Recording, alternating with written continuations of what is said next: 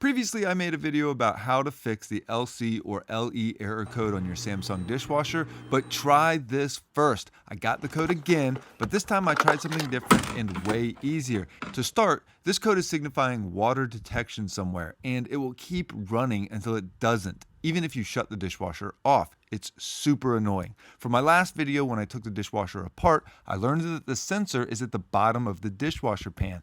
Somehow water got in there and was affecting the sensor, and this seems to be the most common problem with this code. It's not so much that there isn't moisture, but there isn't actually a leak most of the time.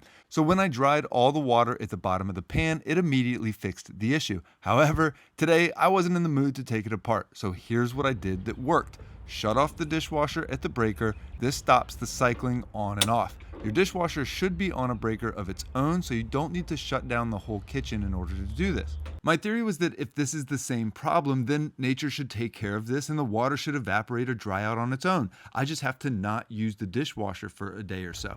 Now, I just waited 24 hours for what I assumed was water at the bottom of the pan again. And believe it or not, it worked. No issues. The dishwasher started right up about 24 hours later. No LC code. So I was very pleased that this actually worked. Now, if this doesn't work, then go to my other video about pulling out the dishwasher and removing the bottom pan to dry this out. You don't want to ignore this code. However, sometimes it just seems that water can get under there or something splashes or leaks in there and it causes the whole sensor to trip.